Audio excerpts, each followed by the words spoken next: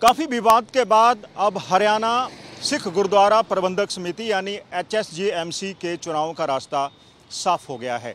पिछले दिनों ad hoc committee और मुख्यमंत्री मनोहर लाल खट्टर के बीच में हुई बैठक के बाद कई फैसले लिए गए और जो त्रुटियां मतदाता पत्रों में थी उनको दूर कर दिया। सबसे पहले बातचीत कर लेते हैं कि इन मतदाता पत्रों में क्या त्रुटियां थी। सबसे पहले जो मतदाता पत्र थे वो सिर्फ हिंदी भाषा में थे। अब की बार मतदाता पत्र अंग्रेजी और पंजाबी भाषा में भी छपेंगे। दूसरी बड़ी बात कि अब की बार वोट बनाने के लिए यानी मत तैयार करने के लिए पंजाबी भाषी शिक्षकों की मदद ली जाएगी। इसके अलावा एक और बड़ा फैसला जो लिया गया वो ये कि मतदाता पत्रों में कुछ आपत्तिजनक शब्द थे, जैसे हजामत, जिसको बदलकर अब पतित शब्द का इस्तेमाल होगा। और आपको बता दें कि हरियाणा राज्य में जो HSGMC का चुनाव क्षेत्र था उसका परिसीमन किया गया, यानी उसका डिलिमिटेशन किया गया और उसके बाद 40 वार्ड बनाए गए हैं, जिसका मतलब ये कि कुल 40 सदस्य चुने जाएंगे और हर वार्ड से एक सदस्य चुना जाएगा। और उस सदस्य की जो पात्रता होगी वो ये कि जो व्यक्ति हरियाणा में HSGMC का चुनाव लड़ेगा केशधारी होना चाहिए। नंबर 2, वो अमृतधारी भी होना चाहिए। वो किसी भी राज्य का नागरिक हो सकता है और अगर वो ये शर्तें पूरी करता है तो वह हरियाणा के HSGMC चुनावों में भाग ले सकता है।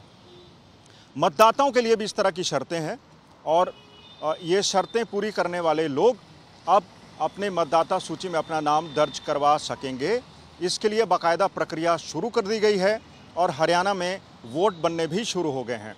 हरियाणा में जो HSGMC के चुनाव थे काफ़ी साल से अटके पड़े थे, कुछ त्रुटियां थी, कुछ दिक्कतें थी, विवाद भी खड़े हुए। अब रास्ता चूंकि साफ हो गया है तो उसकी प्रक्रिया भी शुरू कर दी गई है। उम्मीद है कि इस साल दिसंबर तक हरियाणा में HSGMC के चुनाव हो जाएंगे। आपको बता दें कि इन चुनावों में कुल 30 जो चुनाव चिन्ह है वो तय किए गए हैं और वहीं इन चुनावों की पहले मुखालफत करने वाला या HSGMC का जो गठन था उसका विरोध करने वाला शिरोमणि अकाली दल भी अब इन चुनावों में हिस्सा लेगा। कुछ दिन पहले ही अकाली दल प्रमुख सुखबीर सिंह बादल ने एक बैठक में ऐलान किया कि अकाली दल यानी शिरोमणि अकाली दल भी अपने सिंबल के साथ, अपने चुनाव चिन्ह के साथ इन चुनावों में भाग लेगा। तो आपको बता दें कि इससे पहले इन चुनावों को लेकर काफ़ी विवाद खड़ा हुआ था।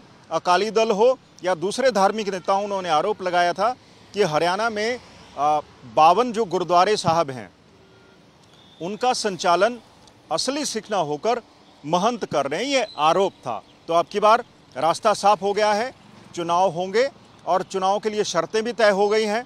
अब जब 40 सदस्य चुन के आएंगे उसके बाद HSGMC के समिति का अध्यक्ष और दूसरे जो पदाधिकारी है वो चुने जाएंगे। चुनाव निष्पक्ष हों, ट्रांसपेरेंट तरीके से हों और कानूनी तरीके से हों, इसके लिए बैठकें आयोजित हो गई। बाकायदा मतदाता सूचियां तैयार होंगी और उसके बाद जो चुनाव अधिकारी हैं और जो सरकार के बाकी नुमाइंदे हैं उनकी सरपरस्ती में चुनाव होंगे। बड़ी बात यह है कि HSGMC का मुद्दा सुप्रीम कोर्ट तक पहुंच गया था, क्योंकि 2014 में जब HSGMC बनाई गई थी उसका विरोध एक तरफ से जहां अकाल तख्त की तरफ से भी हुआ और जो प्रबंधन समिति है उसकी तरफ से भी हुआ। ये कहा गया था कि हरियाणा में सिख समुदाय के बीच में फूट डालने की कोशिश की जा रही है, सिख धर्म में दखलंदाजी की जा रही है, इस तरह के विवाद खड़े हुए। लेकिन सुप्रीम कोर्ट ने 2014 में जो HSGMC बनाने का फैसला किया गया था उसको सही ठहराया और अब HSGMC के चुनावों का रास्ता खुल गया है। दिसंबर तक हरियाणा में HSGMC के चुनाव हो जाएंगे और उसके बाद हरियाणा सिख गुरुद्वारा प्रबंधन समिति का अध्यक्ष और दूसरे पदाधिकारी चुने जाएंगे। बड़ी बात यही है कि अब हरियाणा में जिस तरह से अलग सिख गुरुद्वारा प्रबंधन समिति की शुरुआत हो रही है, क्या दूसरे राज्यों में इस तरह की शुरुआत होगी? दिल्ली की अपनी एक अलग से समिति है, हरियाणा की अलग से समिति है और वहीं जो SGPC है, शिरोमणि गुरुद्वारा प्रबंधक समिति, उसे ये समितियां बनाने का जो फैसला है कभी भी रास नहीं आया। जो श्रोमणी गुरुद्वारा प्रबंधक समिति है, इसे सिख धर्म में एक दखलंदाजी मानती आई है। लेकिन चूंकि अब कोर्ट ने इसे जायज़ ठहरा दिया है, इसलिए अब ये चुनाव होने तय हैं। कैमरा पर्सन अमन गुप्ता के साथ मंजीत सहगल, चंडीगढ़, आज तक।